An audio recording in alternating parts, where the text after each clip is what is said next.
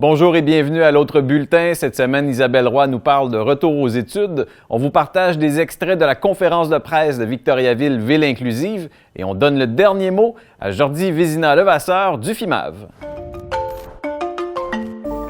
Alors cette semaine, on va parler à savoir si un retour à l'école est envisageable pour vous. Le retour sur les bancs d'école est toujours une possibilité.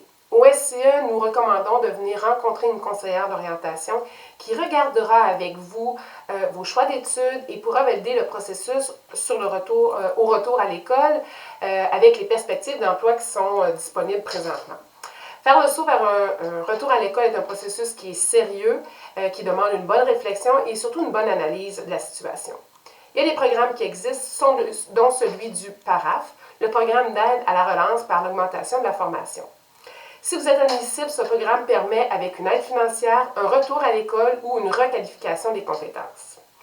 Des exemples de cas, une femme ayant une formation en secrétariat qui a perdu son emploi et qui décide de retourner à l'école pour augmenter ses qualifications au niveau de son travail, ça pourrait être une possibilité. Autre exemple, une femme ayant terminé un secondaire 4 et qui n'a ni les qualifications ni diplôme peut vouloir devenir soudeuse et ainsi avoir accès à cette formation-là via le programme d'aide du PARAF. Toutes les formations menant à des processus ou métiers offrant des bonnes perspectives d'emploi sont admissibles. Ce programme, si vous êtes admissible bien sûr, doit être vu par un agent de Service Québec. Et cet agent-là peut vous allouer une allocation d'aide à l'emploi de 500 $ par semaine. C'est également l'agent qui détermine l'admissibilité de la personne au PARAF. La formation doit répondre aux besoins de la personne et aux besoins du marché du travail. Alors, vous avez jusqu'au 30 avril pour faire la demande auprès de votre agent, mais vous pouvez toujours consulter nos conseillères d'orientation pour en savoir davantage. C'est quand même un programme qui peut être très intéressant dans des situations particulières. Alors, retenez qu'un retour sur les bancs d'école, c'est toujours une possibilité, même après une absence de longue durée sur le marché du travail. C'est toujours possible. On recommande bien sûr de rencontrer une conseillère d'orientation de notre équipe au SCE qui pourra vous donner toutes les possibilités qui s'offrent à vous. Nos services sont gratuits, il faut le retenir. Et puis, vous pouvez toujours communiquer avec nous au 819-758-1975. Il y aura toujours une conseillère qui pourra répondre à vos questions et voir avec vous la possibilité d'un retour à l'école. Bonjour, ça me fait vraiment plaisir d'être ici aujourd'hui. Bienvenue chez nous, Mme Saint-Onge. Donc, je suis évidemment très, très fier de la présentation de cette nouvelle action. J'essayais de voir hier parce que je me disais, bon, est-ce que je suis capable d'impressionner les gens, surtout mes collègues qui travaillent dans ce dossier-là, avec le nombre d'actions qui ont été faites depuis l'adhésion de Victoriaville ou la mise en place de sa politique d'accessibilité universelle. Je suis trop jeune. C'est depuis 1999 quand même que ça existe chez nous, cette première politique d'accessibilité universelle. Le message doit être véhiculé aussi auprès de tous, les citoyens, les commerces, c'est ce qu'on fait depuis des années, mais aussi auprès des jeunes. Et c'est ça l'initiative qui va vous être présentée ce matin. C'est pour moi qui va le faire. Mais ce sont quand même des adultes de demain. Et ces gens-là, ce qu'on veut, c'est qu'un jour, ils disent leur ville, c'est normal qu'elle soit adapté pour tout le monde, finalement. Alors d'abord, je suis très, très, très touché d'être ici avec vous ce matin pour un projet, parce que vous savez que j'ai deux grandes sensibilités depuis toujours, l'éducation et l'inclusion. Et ce projet qui nous est présenté par la politique d'accessibilité universelle vient toucher au cœur ces deux dimensions, ces deux valeurs.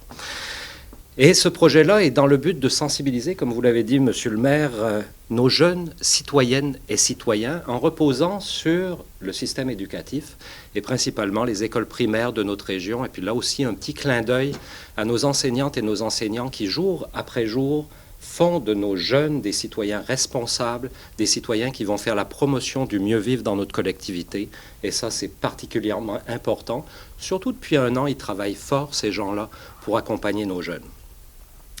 On veut faire de notre ville une ville inclusive et tout passe par la jeunesse. Rappelez-vous les débuts de Victoriaville avec le développement durable, le recyclage. Si nos jeunes n'avaient pas été sensibilisés, aujourd'hui, on n'aurait pas ce geste. Ben, on fait le même pari avec ce projet-là, de dire nos jeunes vont être les constructeurs, les bâtisseurs d'une société meilleure et inclusive de demain. On y va avec un des principes éducatifs qui est reconnu partout dans le monde. L'enfant apprend par le jeu. L'enfant apprend avec sa créativité. L'enfant apprend avec des activités comme une carte à dessiner, à colorier, qui n'est qu'un prétexte pour ouvrir pour nos enseignants la voie de la communication, de la sensibilisation et justement cette voie d'avenir pour notre société meilleure. Donc ce jeu qui est prétexte d'apprentissage va être disponible dans toutes les écoles primaires de notre territoire sur la belle ville de Victoriaville et on vise à travers ça, je le disais, pour nos jeunes filles et jeunes hommes, de développer une capacité accrue du mieux vivre ensemble. Au-delà de l'inclusion, aujourd'hui et plus qu'hier, on a besoin de se renouveler dans le mieux vivre ensemble, quelle que soit notre condition, notre capacité. On doit aller à la rencontre de l'autre, on doit lui faire sa place, on doit reconnaître ses capacités et ses valeurs, et c'est ce qu'on vise par ce projet. Je suis très, très fier d'être à Victoriaville. J'ai été heureuse d'être élue représentative sur ce comité-là parce que je suis touchée dans ma vie personnelle par une personne en situation de handicap. Et je trouve extraordinaire ce projet-là qui voit le jour aujourd'hui et qui va permettre à notre jeunesse de développer et de connaître les environnements qui sont adaptés pour toutes ces personnes qui sont en situation de handicap, peu importe le genre dont il s'agit. Alors aujourd'hui, on amène une participation au niveau scolaire. Donc, les écoles, les enseignants ont déjà reçu, comme on m'a informé, les trousses et tous les détails de cette démarche-là qui va amener nos jeunes à découvrir les environnements adaptés, puis eux autres à le partager à leurs aînés, aux gens de leur entourage et de les sensibiliser en même temps à cette différence-là. Ils sont déjà, parce qu'on voit au niveau des écoles, je trouve ça extraordinaire de voir les visages et l'accueil que les jeunes font entre eux de cette différence-là qui est marquée pour certains individus. Donc, il y a un concours qui est organisé à travers ça aussi.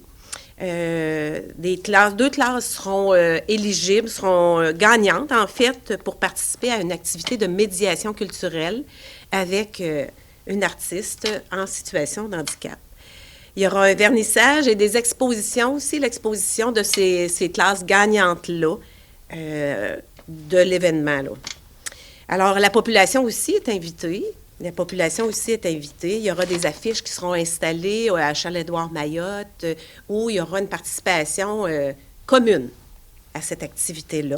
Effectivement, il s'agit d'une affiche géante, puis géante, là. Elle a 1,5 mètre de long et puis si on parle en pied, en fait, 3 par 5. Et d'où ça vient, en fait, on a eu une espèce d'idée l'année dernière, tu sais, au moment où on était en confinement. Puis on se demandait, mon Dieu, nos familles, qu'est-ce qu'on pourrait bien leur faire faire, puis qu'on veut continuer la synergie d'une ville inclusive. Et là, on a imaginé cette carte-là, en fait, une grande affiche, mais qui représente la carte de la ville. On voulait que chaque enfant, chaque citoyen qui va le regarder se retrouve.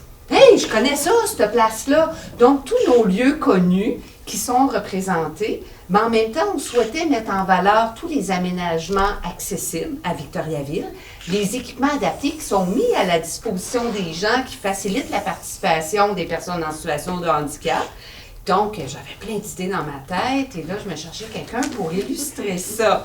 Et j'ai fait des recherches et il y a quelqu'un qui m'a mis sur une piste de Marisol Saint-Onge, que je ne connaissais pas du tout, et que je suis allée sur son site, je fais « Ah, wow, ces dessins, j'aime ça! » Et je n'avais aucune idée qu'elle était en situation de handicap. Pour moi, c'était pas chercher une artiste, OK? Dès le départ. Et je l'ai contactée. Comment tu as trouvé ça, Marisol, comme défi? Justement, Nathalie avait beaucoup de mandats à placer sur la carte. Autant des attraits extérieurs, bien évidemment, mais aussi les intérieurs. Et là, quand j'ai reçu la liste, parce qu'on s'était quand même parlé auparavant, Puis par la suite, l'information est rentrée là, par courriel et j'ai lu tous les endroits avec toutes les scénettes, tous les gens qu'on devait retrouver, autant en situation de handicap que non. Et c'est d'ailleurs une partie que j'ai beaucoup appréciée, que quand on remarque, parce qu'il faut vraiment s'approcher des détails pour voir que oui, on a des personnes en situation de handicap, mais ils sont parmi tout le monde. Et ça, je trouve ça vraiment inclusif. Hein? C'est pas pour rien que c'est ma ville inclusive. Alors, il y aura une exposition, bien sûr, à la place Sainte-Victoire. On l'a fait à l'extérieur de l'ensemble des œuvres qui seront réalisées avec les 2 classes. Et d'ailleurs, Marisol est une artiste peintre, donc les citoyens pourront découvrir quelques-unes de ses œuvres qui vont être exposées à la bibliothèque pendant, en fait, à partir du mois d'avril, mai, jusqu'au début juin. Donc, ça sera une belle exploration à faire ensemble. Merci Marisol d'avoir accepté ce défi-là assez ambitieux. Oui, un très grand défi, mais en même temps à la hauteur. Autant que le défi peut être grand, que la satisfaction de voir le travail terminé est énorme. Donc, ça a été un bonheur pour moi. Pour nous aussi. Merci beaucoup, Mme Saint-Onge. Merci beaucoup, Mme Roussel. Ce que j'aime, moi, de ce projet-là, c'est que maintenant, c'est à nous tous d'apporter notre couleur à ce projet-là, d'aller apporter, c'est ça, compléter finalement à notre façon cette magnifique affiche. Donc, peut-être pour rappeler que l'invitation est lancée aux classes du niveau primaire qui veulent, les professeurs, ajouter cette activité pédagogique à leur cours. C'est possible en contactant la Ville de Victoriaville. Donc, les informations vont être sur le site Internet de la Ville de Victoriaville. Et également, on invite les parents qui sont intéressés, qui veulent faire un tour de ville sur papier à leurs enfants, finalement, là, de se procurer une carte à la bibliothèque Charles-Édouard Mayotte. Bonjour, c'est Jordi Vézina-Levasseur pour le FIMAV. Cette semaine, on a une très belle semaine qui s'en vient. Alors, le mercredi 14 avril, on fait des nouveaux dévoilements. C'est au tour cette semaine de la grille horaire. Donc, tous les détails sur les 12 concerts qui seront présentés en salle devant le public vont être disponibles. Et au même moment, on va dévoiler aussi les 2 programmes de courts-métrages expérimentaux et l'exposition d'art visuel. Donc, c'est un rendez-vous mercredi 14 avril sur notre site web au www.fimav.qc.ca pour découvrir tous les volets de la programmation du 37e FIMAV 2021 qui sera présenté au printemps du 17 au 23 mai prochain. Merci, bonne semaine et on se dit à la prochaine émission.